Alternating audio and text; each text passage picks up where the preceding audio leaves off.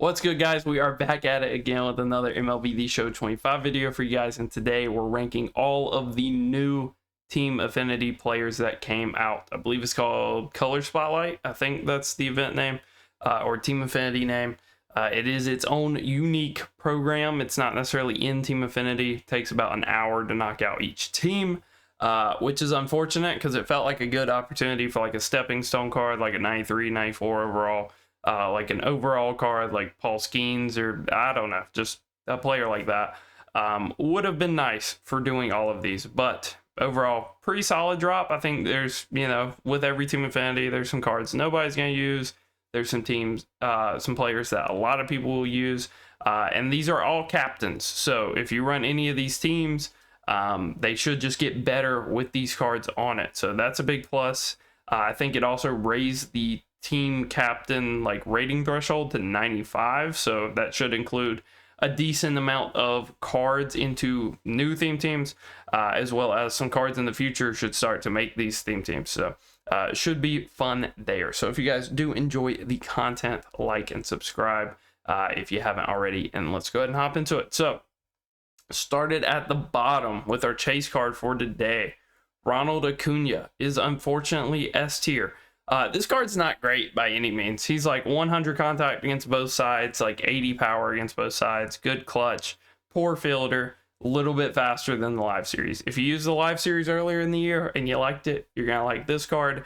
If you used the live series early in the year and wasn't enamored with it and just thought he needs his quirks back, or he needs more power, or the fact that he was a bad fielder, you're probably not going to love this card because he just got 99 durability, which is kind of funny considering his recent injury history, and he just got a little bit faster and they juiced his arm accuracy. Other than that, it's like almost the live series card. So is he worth 350k, which is what his price is right now? No, but right field is kind of a weaker spot, and historically people really enjoy Acuna cards, so he is really good by default, but probably not worth 300k. Wilmer Goat, Mets legend Wilmer Flores, probably B tier, just because we got a lot of other super usable like first baseman type cards. He's cool. He's like 90 of everything. You'd probably like for him to hit lefties a little more. I think he might have he's okay. He's all right. He's just a well balanced third baseman.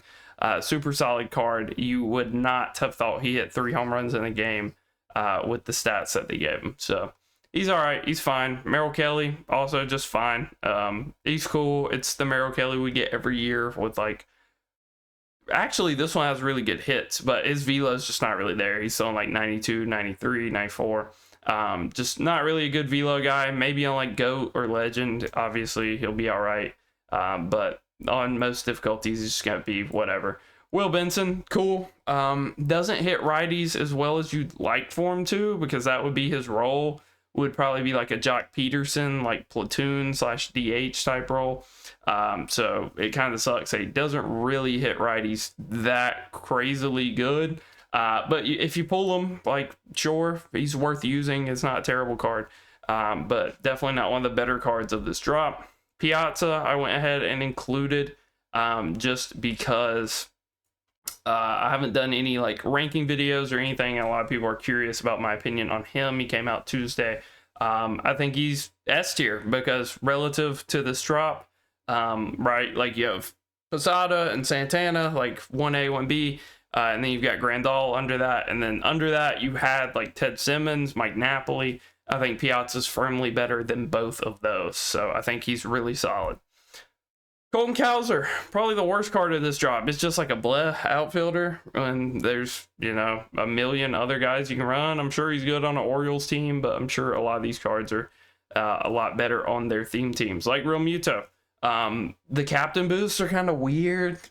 If you could guarantee me that he got 5 power left and 5 power right for running his boost, and maybe you get to tier 2, combine him with the Schwarber boost, probably a pretty good card, but I don't think he does. I think he gets 5 contact left and 5 power left, because not all of these captains give the same boost, which is a little unfortunate. But I guess they did it to kind of keep theme teams in check, although I don't think they would be overpowered if they all just gave like 5 power against both sides. Luis Hill, C tier. Like, you don't really want to use him because he's a 4-pitch pitcher. But his boost is going to be really good on the Yankees team. I mean, there's still some people running around with Babe Ruth, not a lot. But if that is you, then this Luis Hill comes in, helps out that team even more, makes the Yankees theme team probably one of the better ones in the game, I'd assume. But the card itself can't really do anything with. I'm not going to rank based on the boost because, like I said, it's just going to take some time to kind of figure out which ones of these are really not overpowered, but strong. Josh Lowe, however you say it. He's either D or F. I think he's a little better than Cowser. Cowser probably has a better swing because he always has like a really good swing. But I think his stats are just kind of trash, and like Josh's stats are good enough, and his swing is good enough to where I'd probably rather use him. Jeff Hoffman, S tier. I mean, you still have people running around with the Live Series 1, so obviously this card's pretty good. If you're running Live Series 1, here's your direct upgrade. Have fun. Brian Abreu, D tier. Like, this is just Rob Dibble, Edwin Diaz, Mason Miller without outlier. If you were ever wondering how bad they would be without outlier, you got Brian Abreu here. Like away sliders shrinking the PCI patch, he'd probably be pretty good. As of right now, he's pretty mid. All right, moving on. Royce Lewis, A tier, cool. He's awesome. If you enjoyed like the Lightning one from, I don't think it was last year. It could have been last year, but I think it was 2 years ago. This is a pretty similar story where the power left isn't necessarily great, but he mashes righties. And then you'll just have the handedness advantage against lefties. So really solid card, always has a nice swing. And his gold was pretty usable at the start of the year for some people. So if you enjoyed that card, you're going to love the diamond one, obviously. Michael Wacha, C tier. Just another pitcher that like you probably don't want to be using. He might have some like viability on like Legend and GOAT, where he'll be like a sneaky pick there. But just like on All-Star, on most difficulties, you'd be better off just using other like control guys, to be honest. Brent Rooker legitimately has some conversations for the best card from this drop. A lot of people really loved, and again, similar to Royce Lewis, a lot of people really enjoyed his gold card at the start of the year. If that describes you, you're probably going to love this card. He doesn't have the craziest contacts in the world. I think his clutch is pretty good, but he's just like a mid to upper 90s of every single hitting stat. So he's probably behind like the very, very top of the meta, but as far as like a team affinity, a super free card, you can go grind. And I think most people said it takes about 45 minutes to an hour for each of these teams. Or if you just passively use enough A's, then it looks like a really solid card for you. And should not be bad. Ben Joyce, S tier. You have people running around with his bronzes probably up until like, what, a month and a half ago, something like that. Still really good. Has double outlier. I don't think any other pitcher from this entire drop got outlier, so they showed him some love there. And for good reason. Like, he throws bullets. So he's a solid card. I think he puts Urseg probably in the dirt. Just because he's a free card that's very comparable to Urseg. And I think his hits are higher. I'm not sure, but if you're on a budget, I think Ben Joyce is probably a must just to have that outlier look to show people. Nico Horner, D tier. Like, he's cool. Defensive second baseman that doesn't really hit for power. I'd probably rather run the Ozzy Albies that came out a while ago. I'd rather run like Chase Utley, Polanco, the list goes on. The brand new Brian Roberts. There's a million options at second base where Nico Horner's shouldn't be touching the field. Maybe if like the Cubs boost is really good. I know the Cubs have been one of the better theme teams you can run this year. Maybe if he gets like plus 10 power against each side and gives that to like Kyle Tucker and stuff, then he's pretty solid, but he's nothing like to write home about. Sal Frelick, he's like a corner outfielder that doesn't hit for power. I think he has an argument to maybe be ran in like center field and a secondary, but at that point, I'd rather run Corbin Carroll in a secondary. I'd rather run a card that came out in this drop that we'll get to temporarily over him. I think there's way better options, but I think he's all right. He's fine. If you traditionally enjoy his cards, it's usable. Javi Baez, A tier. This card's super solid. Like mid upper 90s hitting stats for a lot of these. And then really good clutch. So, and he's not bad defensively. He's not awesome, but he's not bad. And I think he's always got an underrated swing. So love to see them showing a former cover athlete some love. They're really solid card. Nothing crazy. I don't think he's one of the better cards from this drop. But he is one of the more usable cards from this drop. Trying B tier. I think he's very like dependent on his outlier, and they just seem really reluctant to give it to him. So it's just, you know, if you liked the gold Blake Trinan at the start of the year, maybe there's a niche for this guy, but I thought the gold one was BP. I think traditionally in recent history, he's been pretty BP. So just not really the craziest card in the world there. Tovart, C tier.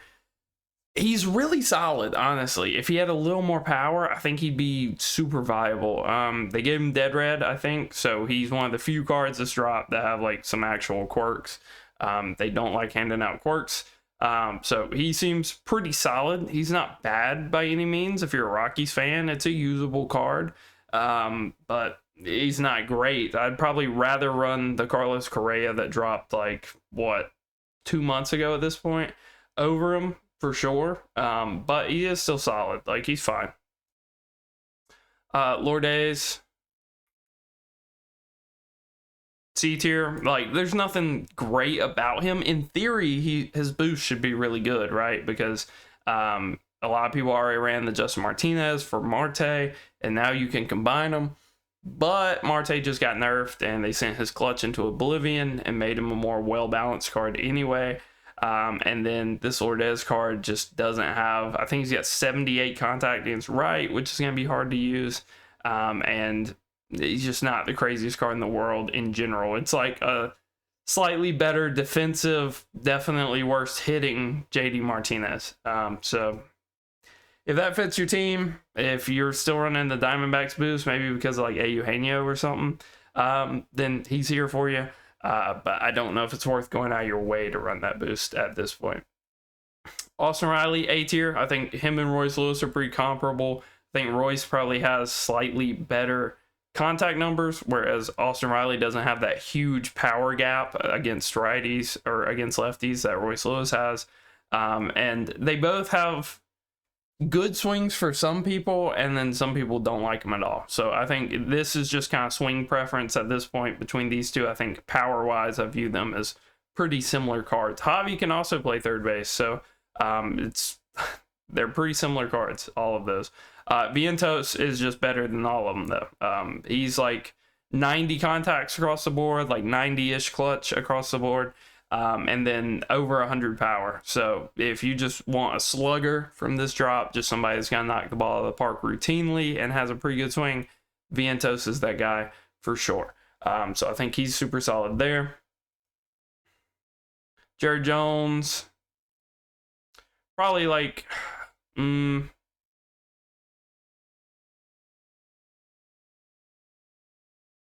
probably B tier, right? Whereas like I think Merrill Kelly's B tier on like Hall of Fame legend. I think Jared Jones is B tier on like All-Star Hall of Fame, where he'll be usable. He's fine. If you have like a strapped for cash rotation and you've been needing like a 4 or 5 starter, I think he can do that for you. He's a little weird. I think his hits and pitching clutch are inverse. So like one significantly better than the other one, but it's not the end of the world. And he throws pretty hard, but again, no outlier. He was somebody I was hoping maybe outlier, but I guess that was naive. So Xavier Edwards, C tier. Switch hitting shortstop. A lot of people want him to be like the direct Willie Castro counter. I was hoping he would be at least somewhat comparable, like 60, 70 power. They give him like 35 and 40. So he's genuinely unusable. He's like a shortstop version of Chandler Simpson. So some people make the argument, the same people that have been arguing like Terry Pendleton's still good because you can hit like looping liners over the first baseman with him. If that's your argument, cool. He's also a subpar defensive shortstop. and he's not really that fast. So even in that regard, there's not a ton going for him. If you just want other switch hitting shortstops, there's definitely better options. And I think there's just a lot more like lefty or righty shortstops you'd rather run over them. But unfortunate, a little disappointing there. Kybert, I'm not sure how you say it, but Mr. Ruiz here is not like, he's probably not an A tier card in the scheme of the game, but he's basically just a free Ted Simmons with a better swing.